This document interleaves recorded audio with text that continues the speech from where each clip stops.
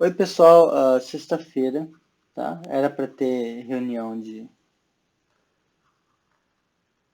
cálculo hoje, mas como o nosso calendário ainda em vigor diz que hoje é feriado, então vamos respeitar as instituições, manter o feriado, tá? Mas eu havia prometido que eu ia fazer um vídeo explicando por que a gente pode fazer mudanças de variáveis, tá? Porque da última vez, na quarta-feira, chegou um momento que a gente queria calcular isso aqui, ó. A gente queria saber se existia ou não, quando x tendia a 3, tá? E um dos jeitos de fazer isso, que eu falei para vocês, era o seguinte. A gente olhava esse negócio aqui como sendo uma variável nova, a gente então xingava isso aqui como uma letra U, tá? Então sempre que isso aqui aparecesse, a gente ia trocar por U, tá? E aí eu dei aquele migué. Como a gente trocou a letra aqui era x virou u, então o x tem que desaparecer. Então aqui vai ter que aparecer a variável u. E ele tem que ir para algum lugar. Para que lugar é esse? Bom, a gente vê para onde que u vai quando como u é igual a x menos 3. O que acontece quando a gente faz x tender a 3? Quando x tende a 3, o u tende a 0. Então a gente viu que a gente pode reescrever assim, e aí viu que esse limite não ia existir, porque pela direita era 1, pela esquerda era menos 1, que esse aqui a gente já conhece. Tá? Só que aí ficou o problema de justificar por que a gente pode fazer esse tipo de coisa. Tá? Então, vou antes de enunciar o negócio, porque ele costuma ser enunciado, esse teorema de mudança de variáveis, ele é enunciado com os passos opostos aos que a gente costuma usar. Tá? Então, primeira coisa, isso aqui vai envolver composta, isso aqui vai envolver composição. Então, formalmente o que acontece aqui, quando a gente quer ver um limite dessa forma, a gente vai olhar, a gente tem essa expressão aqui. Então, essa aqui é a expressão que a gente quer avaliar o comportamento dela. Então, o que a gente vai fazer é escrever isso como sendo a g de uma f de x. Então, a gente vai escrever isso como sendo a composta de alguma coisa, de uma g e de uma f. Tá? Essa aqui, ó, vejam que essa função g, essa expressão aqui está em função de x, e em certo sentido ela está digamos assim, ela está complicada. Ela tem x menos 3 sobre módulo de x menos 3. E quando a gente fala, eu quero simplificar ela no sentido de pegar essa expressão toda aqui e chamar de uma letra. Então, quando a gente faz esse negócio de chamar de uma letra, que foi o que a gente fez aqui, de chamar isso aqui de u, então, no fundo, o que a gente está fazendo é dizer que essa expressão aqui, esse x menos 3 é uma expressão que está em função de x. Então, isso é o que vai ser o nosso f de x. Essa expressão em termos de x. Que a gente vai juntar isso aqui tudo, isso vai ser o nosso f de x. E aí é o que vai entrar no escopo da g. E a g vai ser uma g de u. Tá?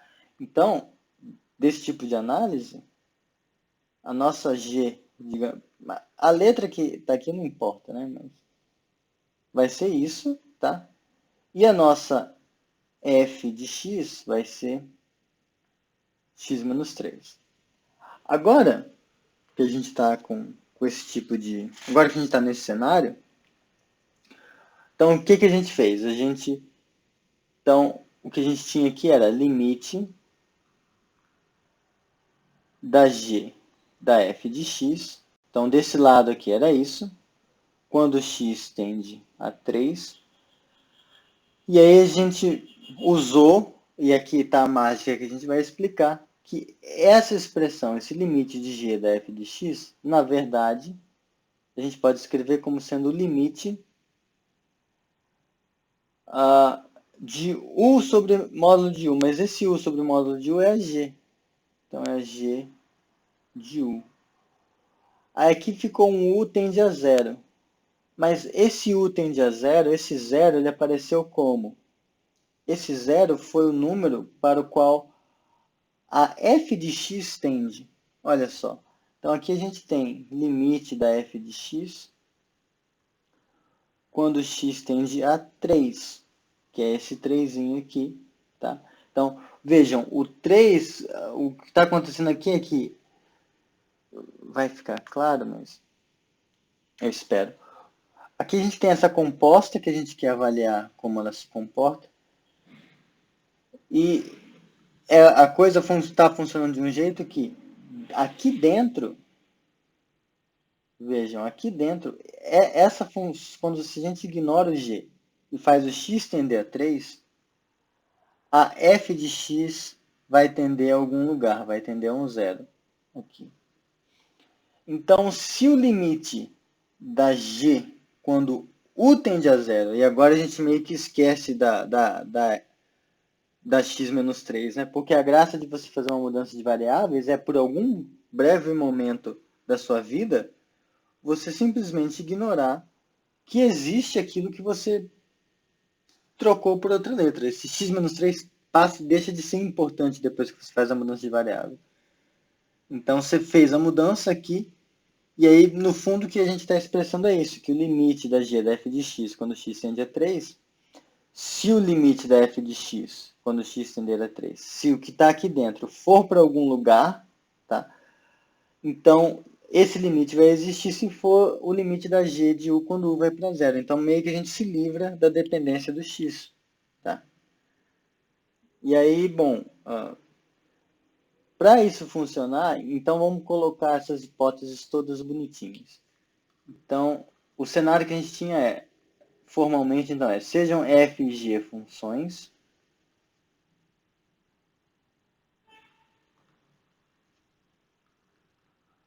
tá? Tais que a imagem da f está contida no domínio da g. Isso aqui é para que faça sentido, para fazer sentido a gente falar disso aqui, ó. A gente quer falar da composta, né? Então, para que essa composta faça sentido, a f de x, a imagem, tem que estar dentro do domínio da g. Então, isso é só para isso. Então, se a gente está com duas funções, essa que a imagem de f está contida no domínio de g. E o limite da f de x, lembra, o que estava dentro do escopo da g, isso é igual a um certo azinho, quando x tende a p, isso é igual a um certo azinho. Tá? E suponha que o limite da g de u, quando u tende a A, isso aqui é igual a um certo L. Tá? Então, ele existe e é igual a um certo L. Aí aqui vai ter uma pequena condição técnica. Espera aí, só um pouquinho, estão me mandando mensagem. Tá, eu tive que pausar, mas então, aqui, ó, então, o que está acontecendo novamente, a gente está com a F, a imagem da F mora no domínio da G, a sua F, que é o que a gente vai meio que fazer a correspondência aqui, né? A F de X, o U vai virar o F de X, mas então o U, quando você xinga o U de F de X, quando X tende a P, ele vai para A. Então, quando você fizer o limite desse negócio aqui, vai dar L. Tá? Mas o que a gente quer concluir é que, então, esse limite aqui quando você não simplesmente faz o limite da G de U tendendo a coisa, mas quando você faz o limite da f de x quando x tende a p, ou seja, em certo sentido, quando você restringe esse u aqui, esse u não vai ser qualquer u que está se aproximando de a, mas vão ser os u's que são da forma f de x. Isso aqui vai ser o limite, isso vai ser o próprio L, isso vai ser o L. Tá? Acontece que não é de graça, assim, tem uma outra condiçãozinha que a gente precisa verificar, tá? É uma condição técnica que aparece quando a gente vai justificar esse argumento, que é a seguinte. Então, se existir R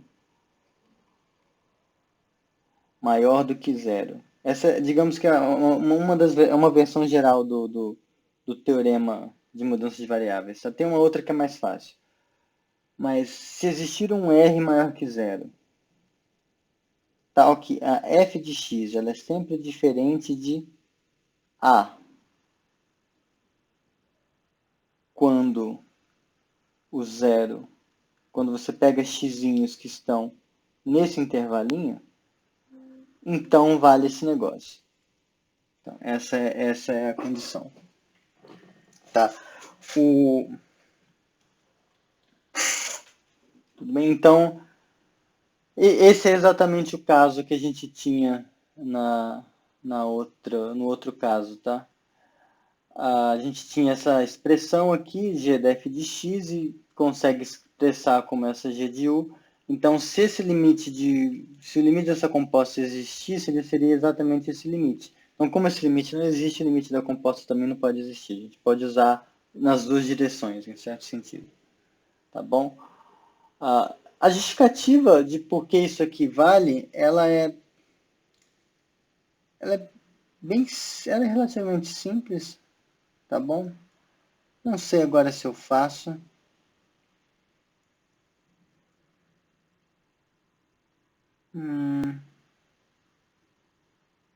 Deixa eu pensar.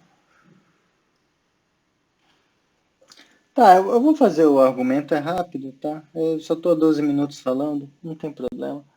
Eu não vou fazer completamente. Vou fazer com os menus atrás, porque senão vira análise, né? Mas veja, a gente quer mostrar que limite da g da f de x, quando x tende a p, isso aqui a gente quer. Ué, morreu. O que aconteceu? Vixe, a lousa morreu. Mas, então eu perdi aquela lousa porque eu não tinha salvado. Mas enfim. A gente quer mostrar isso aqui.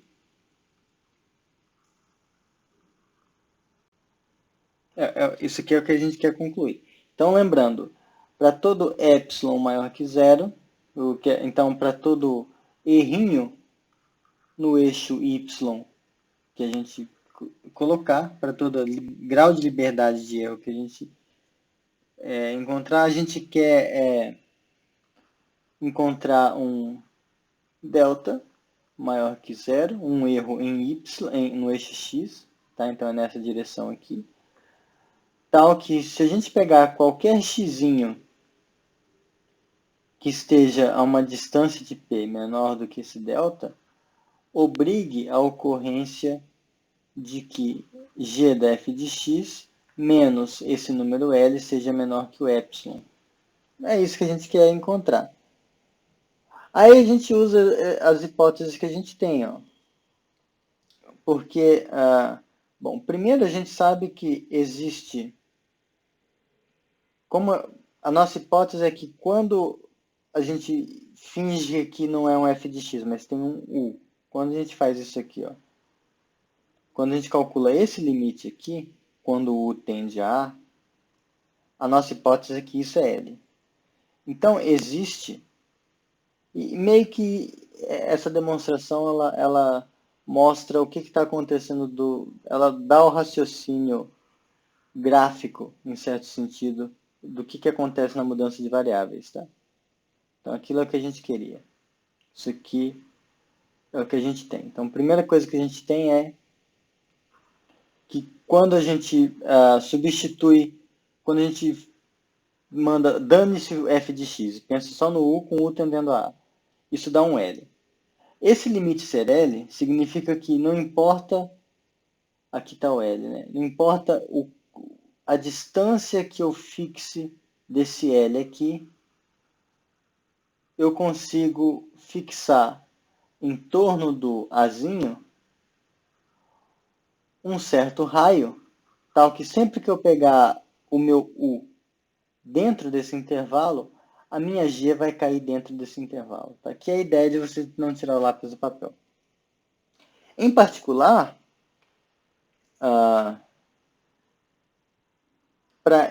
como a gente quer, no fundo, o que a gente quer é controlar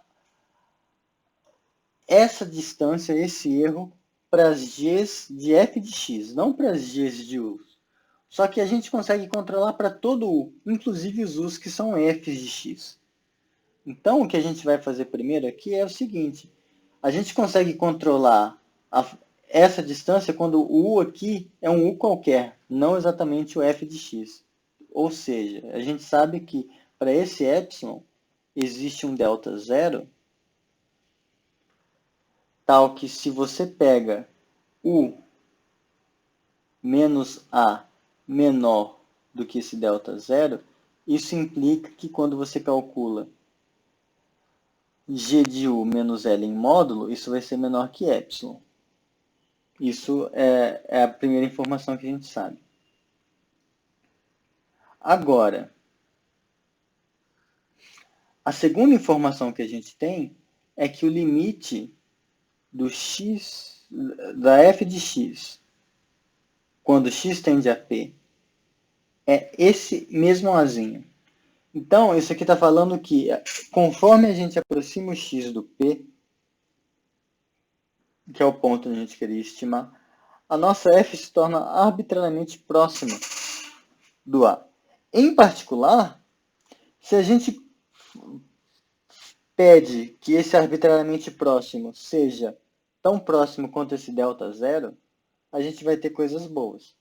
Que são as seguintes. Como isso aqui acontece, existe um delta 1, tal que se a gente pega um x diferente do p, só que a uma distância menor do que esse delta 1, então quando você faz a diferença da f de x menos esse azinho, isso é menor que o delta zero. Tá? Por que a gente colocou aqui delta zero e não epsilon? Porque a gente quer dar um jeito de controlar, a gente quer, controlando o x menos p, lembra, o que a gente quer, que uma vez que a gente controle o quão longe x está do p, a gente consiga controlar o quão longe a g da f de x está do L. Agora, o que a gente sabe fazer, por enquanto, é, se a gente controla a distância do u até o a, então a g de u até o L está controlada. Só que esse u está geral demais. A gente só está interessado no caso em que u é f de x. Então, se a gente pensa nesse u como sendo f de x, o que a gente quer controlar, o passo intermediário, é controlar ele. Então, a gente vai usar isso para controlar esse cara aqui, mas onde o u vai ter o formato f de x. Então, isso aqui é o que a gente está usando. Finalmente, a terceira informação, ela diz para a gente que existe aquele raiozinho, tal que se você pega o x a uma distância menor do que esse r, então o f de x é diferente do a. Isso aqui é importante porque quando a gente vai definir o limite, aqui, ó, aqui, ó, nessa parte, para a gente ter a garantia de que a coisa acontece, é preciso que que esse ponto U que a gente está pegando, ele seja diferente do A. Então, a gente gostaria que o f de x fosse diferente do A para poder fazer a substituição. Então, com essas informações todas,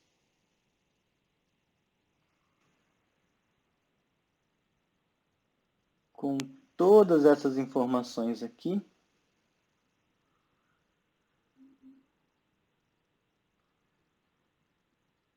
tá? Esse negócio aqui não pegou, não sei porquê.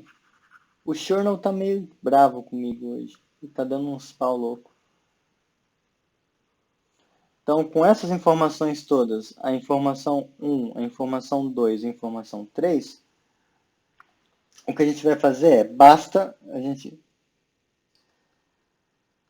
tomar delta, o delta que a gente vai usar para controlar o x vai ser o menor entre quem estava controlando o x primeiro aqui, o delta 1, e o R. Por quê? Porque agora, vejam, se a gente pegar um x que está a uma distância do P menor do que o delta, então a gente vai ter duas coisas. Primeiro, essa distância vai ser menor do que o R. Então, o f de x menos a, o f de x vai ser diferente do A.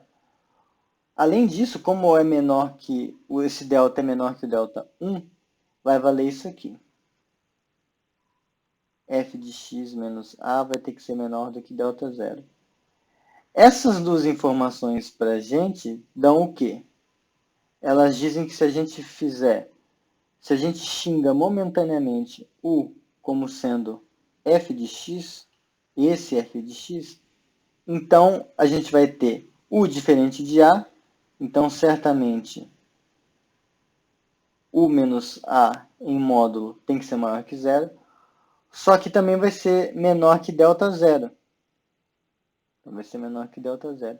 E essa informação é essa aqui, ó, zero menor que isso, menor que delta zero. Agora, isso tudo diz pra gente que a g de U menos L em módulo tem que ser menor que epsilon. Só que quem é g de U? Quem é U? O f de x. Então, g da f de x menos L é menor que epsilon. Então, vejam o que aconteceu.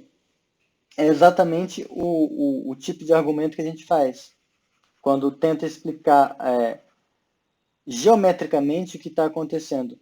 Por que, que o limite que a gente gostaria de calcular, por que, que isso aqui, g da f de x, quando x tende a p, é a mesma coisa que o limite da g de u, quando u tende a A, onde esse A é igual ao limite da f de x quando x tende a p. Porque a ideia é, que foi o que a gente usou aqui, quando x tende a p, f de x tende a A. Então, quando a gente, quando o U tende a A, U de forma qualquer, a G de U vai para um certo lugar, para um certo L, em particular, se a gente olha para os U's que tem o formato da f de x, então também vai ter que ir para o mesmo lugar. Tá? Mas assim, em todo caso, o que a gente tem é que agora apagou, né? Porque tinha travado, mas em todo caso, o que a gente tem é, se a gente está com uma expressão toda estranha, tipo aquela, deixa eu agora procurar algum exercício onde a gente pode usar isso para aplicar. Deixa eu pausar para procurar. Tá, então, aqui um exemplo de como a gente usa isso às vezes no dia a dia, tá? Não quero dizer que esse seja o único jeito de fazer, mas que às vezes facilita muito a vida. A gente olha para esse... Suponha que a gente quer calcular esse limite aqui. E aí... a gente chora primeiro, né? A primeira coisa que salta aos nossos olhos é que isso aqui é muito feio. Esse raiz cúbica de x mais 2. Se isso fosse uma outra letra, talvez o mundo fosse melhor, né? Então a gente faz a mudança de variáveis. Então, a ideia é que a gente vai chamar U igual a raiz cúbica de x mais 2. Vejam que, quando a gente faz isso, no fundo, o que a gente está dizendo é que essa expressão aqui, raiz cúbica de x mais 2, menos 1, sobre x mais 1, a gente está escrevendo isso como sendo uma g de um f de x, onde esse f de x vai ser esse negócio aqui. Tá? Então, o que a gente quer descobrir, o que a gente meio que tem é uma g de u. Tá? Aí o u é o que, quando a gente substituir aqui, o por f por esse valor aqui, por essa raiz cúbica de x mais 2, vai dar exatamente isso aqui que a gente tem. Então, certamente é u menos 1 sobre alguma coisa. Para a gente saber o que, que a gente coloca aqui, bom, dessa expressão, a gente tenta isolar o x, tá? Para descobrir como que isso aqui ia ficar. Então, mas veja, se u é esse negócio, então u ao cubo tem que ser igual a x mais 2. Então, o x mais 1 é igual a u ao cubo menos 1 tem que ser igual a x mais 1. Então, eu apertei o negócio de gravar. Apertei. Então, essa expressão aqui, x mais 1, embaixo fica assim. Ó. Deixa eu tirar essa interrogação daqui. Isso fica u ao cubo menos 1. Então, essa aqui é a sua g de u e a sua f de x é igual ao valor que a gente está atribuindo em particular para o u, que é esse. Então, na nossa mudança de variáveis, isso aqui vai ficar limite. Essa droga toda aqui virou u, então u menos 1 sobre u ao cubo menos 1. Aí, claro, a gente tem que ver para onde esse valor particular para o u que a gente pegou vai quando o x vai para 1. Só que quando o x vai para 1, a raiz cúbica de... Aliás, minto, no exemplo que eu tinha pegado, porque 1 não ia dar problema, né? 1 era só substituir aqui, né, pessoal? Menos 1. Tá? Porque se fosse 1 aqui, ia ser 1 mais 1, 2, era só substituir, não tinha por que brigar e fazer essas coisas todas. É porque é menos 1 e aí não dá pra gente simplesmente substituir. Desculpem por isso.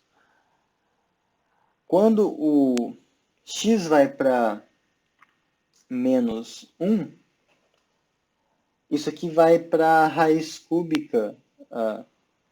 Vamos fazer no braço, né? Raiz cúbica de x mais 2 quando x tende a menos 1.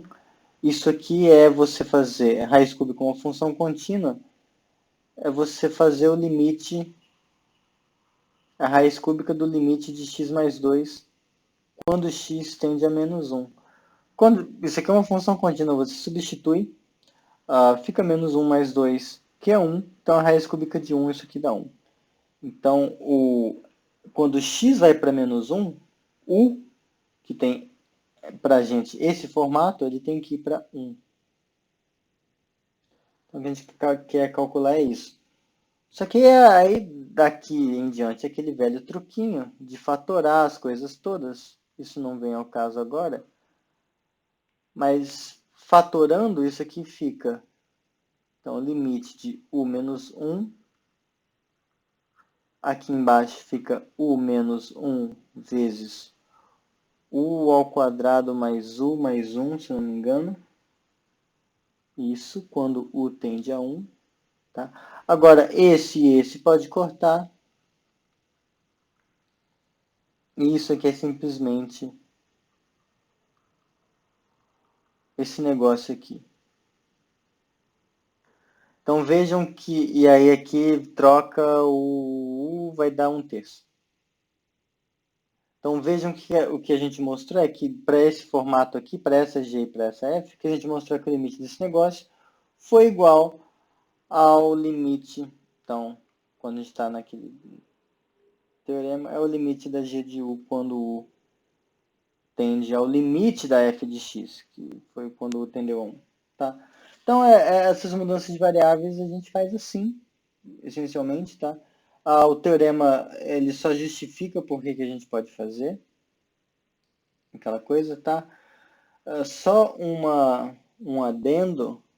Aqui a gente fez essa restrição.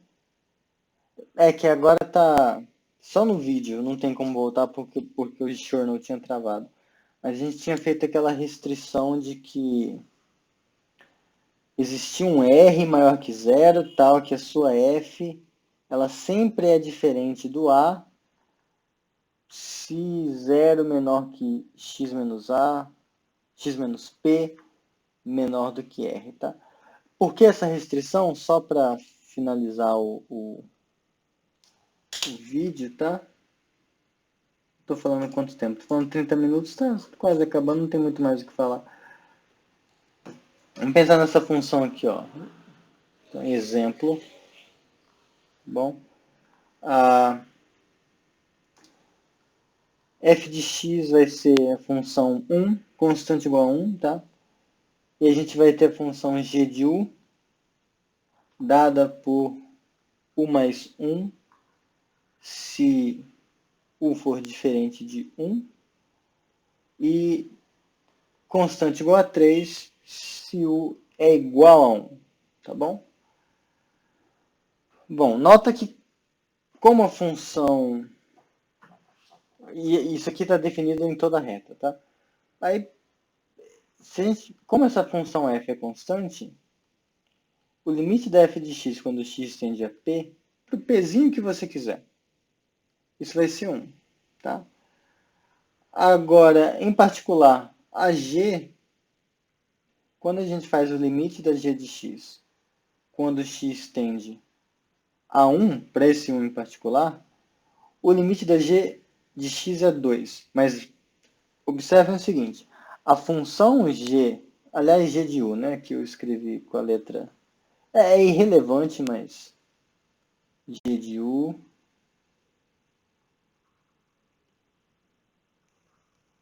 Tá,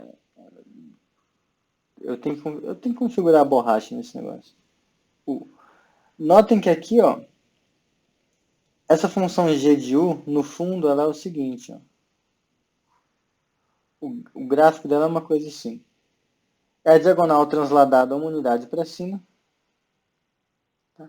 Só que em u igual a 1, o valor dela não está aqui em 1 mais 1, que é 2, mas está aqui. Então aqui é uma bolinha aberta no gráfico. Só que o limite da função g, quando u tende a 1, ele ignora o valor que a sua função assume no ponto. Ele só quer saber dos valores próximos. E em valores próximos, a sua função está indo para 2. Então, o limite é 2. Tá? Dito isso, note que quando a gente faz g... eu peguei uma mais graça. Quando a gente pega g da f de x, não importa qual x a gente pegue, em toda a reta. Como a f é constante igual a 1 e a g em 3, em 1 assume o valor 3, essa composta tem valor constante igual a 3. Então, quando a gente faz o limite da g da f de x, quando x tende a algum pezinho, não importa qual pezinho, isso vai ser 3. Por outro lado, quando a gente faz a mudança de variáveis, quando a gente faz a mudança de variáveis, né, que é aquilo ali, o limite da g de u, quando u tende ao valor para qual a f de x tende, que a f de x tende a 1, e quando o u tende a 1, a g de u tende a 2. Então, isso aqui é para u tendendo a 1. Isso aqui é 2. Então, 3 é diferente de 2. Tá? Então, a hipótese de que a gente tenha o que falhou aqui foi justamente que a função f de x é constante igual a 1. Ela tem um valor constante no seu limite. E a gente estava pedindo que existisse um raio tal que a f de x sempre fosse diferente do limite para o qual a função estava tendendo. E aqui é o caso extremo onde isso não acontece. Tá?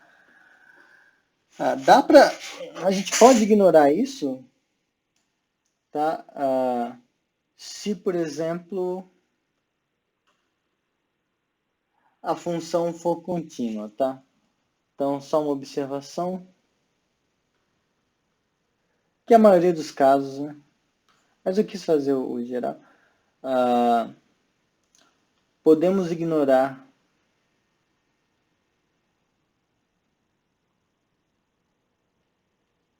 a condição sobre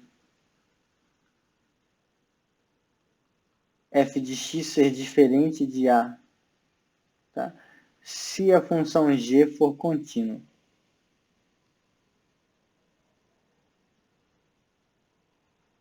Se ela for contínua em a, tá?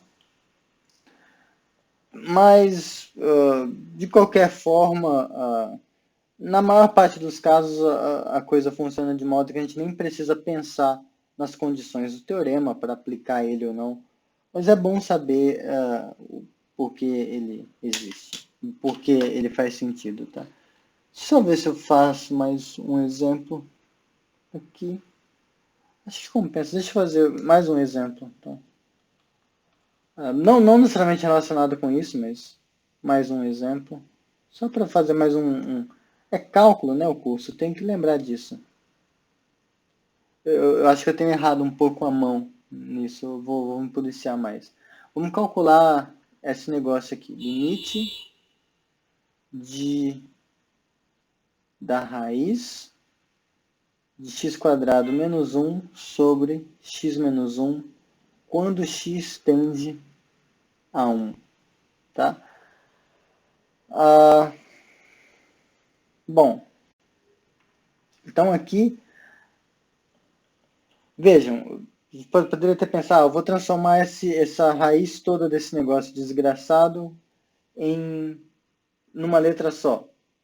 Tipo, chamar isso aqui tudo de U. Só que aí a gente vai ter que pensar no problema que vai ser explicitar para onde o U vai quando o x vai para 1, que no final é o problema que a gente já tinha desde o começo. Então não compensa você chamar tudo por uma letra. Então a gente tem que pegar alguma coisa de dentro mesmo. Então vamos fazer assim, ó. Raiz de U. Tá? Então a gente vai chamar U como sendo esse negócio aqui. X² menos 1 sobre x menos 1. Por quê? Porque isso aqui a gente sabe estimar de modo razoável, né? A gente escreve isso aqui assim, tá? E aí, bom, quando é a expressão que a gente tem, tá? Então, no fundo, isso aqui é um x mais 1. Então, quando o x tende a 1, então, quando a gente faz x tendendo a 1 e calcula o limite dessa expressão de u que a gente fez,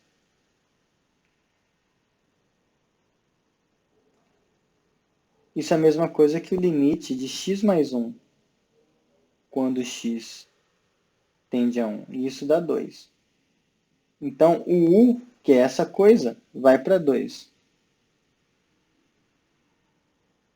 Portanto, o limite que a gente procura, e usando o fato, claro, raiz é uma função contínua e tal, a gente não precisa se importar com aquelas outras coisas, mas isso aqui vai ser raiz do limite de u, quando u tende a 2, e isso é raiz de 2. Tá? Mais um exemplo. Tá? Então, veja, no fundo, na maioria dos exercícios que a gente vai ter na nossa vida em cálculo 1, a gente não precisa se preocupar tanto com aquelas hipóteses que eu fiz mesmo.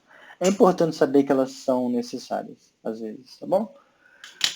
Mas, enfim, eu já estou falando 39 minutos, agora 40, e já deu, né?